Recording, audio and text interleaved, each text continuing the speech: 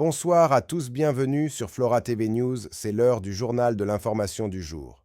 La République démocratique du Congo, malgré 65 ans d'indépendance, est pratiquement le seul pays au monde là où la paix et la stabilité ne trouvent solution qu'en dehors de son propre sol.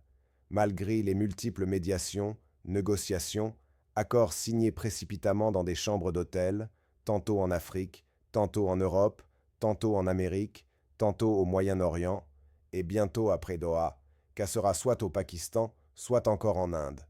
Aujourd'hui, on fait le point sur les derniers événements marquants en République démocratique du Congo.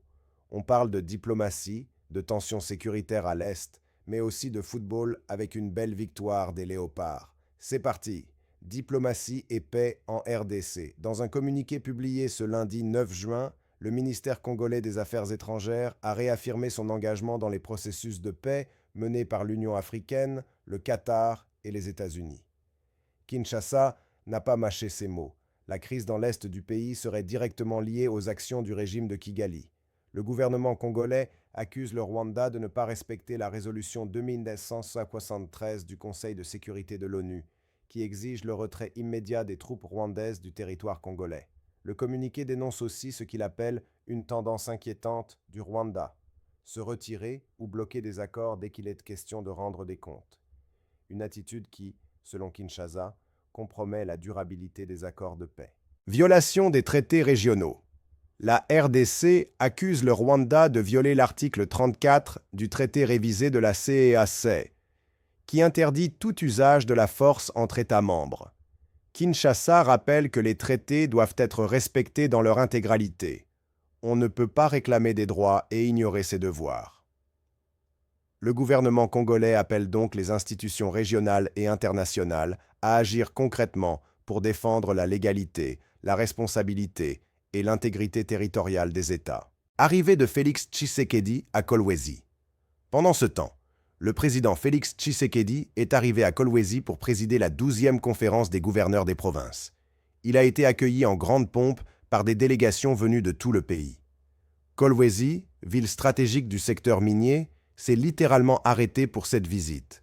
Marché fermé, circulation bloquée, marée humaine sur la RN 39 pour saluer le chef de l'État. Cette conférence est l'occasion d'aborder des sujets clés comme la sécurité, la décentralisation, la gouvernance et la gestion des ressources naturelles. Au nord Kivu, la situation reste tendue.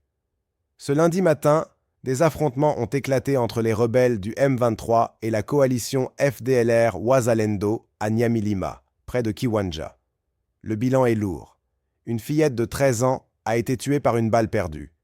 Les combats ont duré plus de 3 heures, semant la panique dans cette cité stratégique. Les rebelles du M23 ont fini par repousser l'attaque et le calme est revenu dans l'après-midi. Ces affrontements surviennent alors que les négociations entre Kinshasa et Kigali menées à Doha stagnent. Les médiateurs ont demandé aux deux parties de consulter leurs dirigeants avant de reprendre les pourparlers. Victoire des Léopards! Un peu de sport pour finir sur une note positive. Les Léopards de la RDC ont brillé ce dimanche à Orléans, France, en battant les Baréas de Madagascar 3-1. Les buteurs, Simon Banza, 27e et 68e minute. Yohan Wissa, 33e minute. C'est leur deuxième victoire d'affilée après avoir battu le Mali, 1-0. De quoi bien préparer les prochaines journées des éliminatoires pour la Coupe du Monde 2026 et la CAN 2025. Voilà pour l'actu du jour. Si tu veux rester informé sur la situation en RDC et sur nos léopards, abonne-toi, active la cloche et n'oublie pas de liker et partager si tu as aimé ce résumé. On se retrouve demain à 20h, heure de Johannesburg, pour une nouvelle édition de l'information.